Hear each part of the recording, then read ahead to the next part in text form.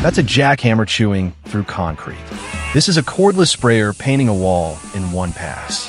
A 4-volt driver that lives in a kitchen drawer. Gloves you can drag a blade across. A wristband that catches every screw you drop. And a bit that walks straight through steel plate.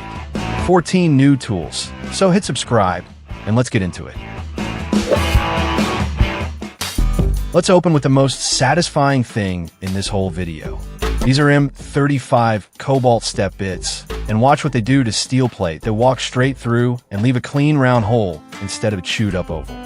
For spiral flutes, clear the chips out as it cuts, and the coating handles the heat that kills cheap bits. 3 of them cover 1/8 of an inch up to 7/8, so one bit does the job of about a dozen twist bits. Gone? Cobalt's brittle. Drop one on concrete and you'll chip a step. Now, the one I want you to actually pay attention to.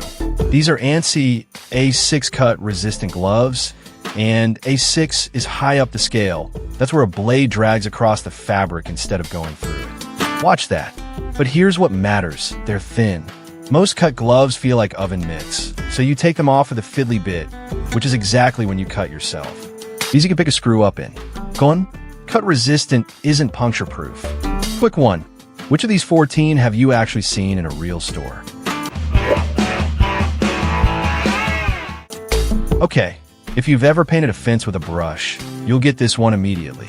It's a 20-volt cordless sprayer. No compressor, no hose, no lead trailing across the garden. You load the tank, pick your pattern, horizontal, vertical, or circular, and lay down an even coat in one pass. Walls, ceilings, fencing, furniture. And the head pops off for cleaning, which is the bit everyone dreads. Gone? Thin your paint properly, or it spits, and masking still takes longer than the spraying does. Next, the one that ends up living in a kitchen drawer. SKIL's Twist 2.0 is a 4-volt rechargeable screwdriver, and the head pivots and locks, so you go from a pistol grip to an inline grip for tight cabinet corners.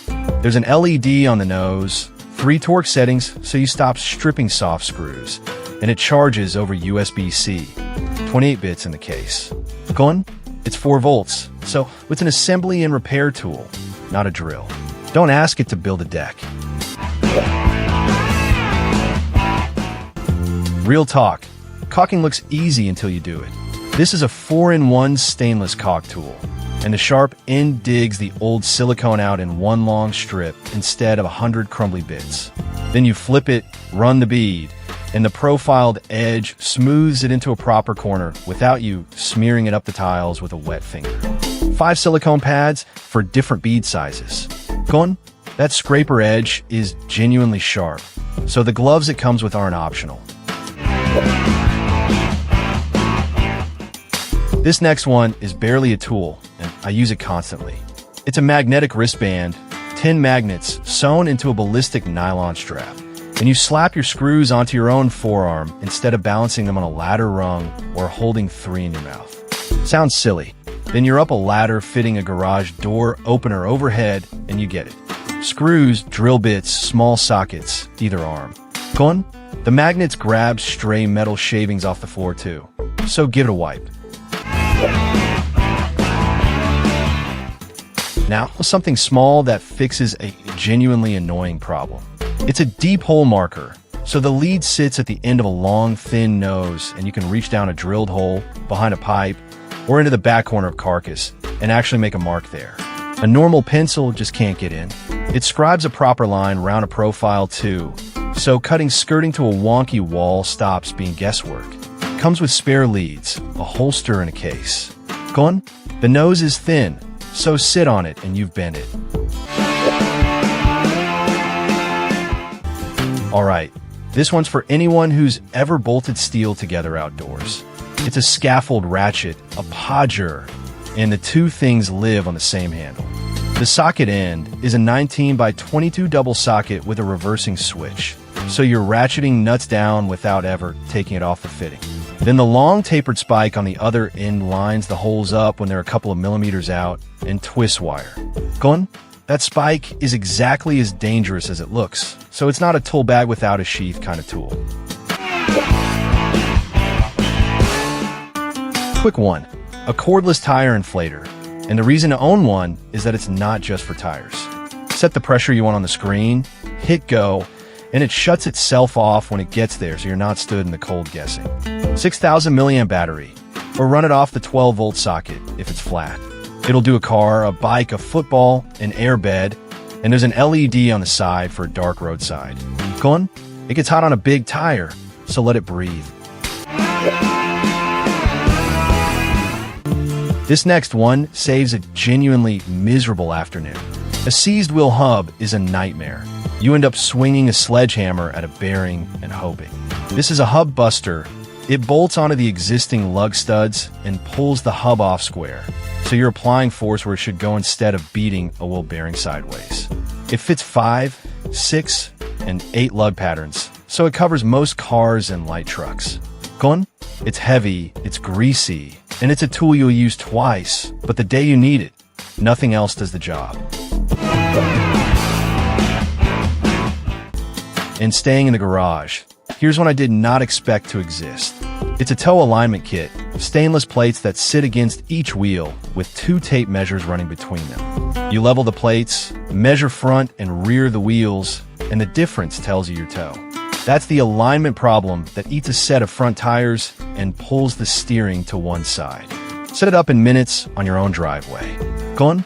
Toe only, it won't measure camber, and you still need to be able to turn the track rods. Okay, woodworkers, this one's for you. Dowel joints fail for one reason. The 2 holes don't line up. This jig self-centers, so you clamp it on, drill, and the hole comes out dead in the middle of the stock every time, both sides.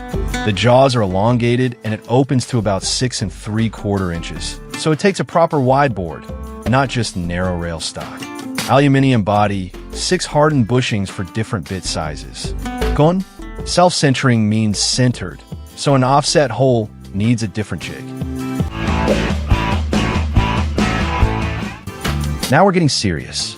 This is a router table with a 10 amp fixed base router included, which matters because most tables on Amazon are just a table and you find that out later. Flipping a router upside down under a table is what turns it from a tool you steer into a tool you feed stock past. And that's the difference between a wobbly edge and a clean profile. Height adjusts from above the table.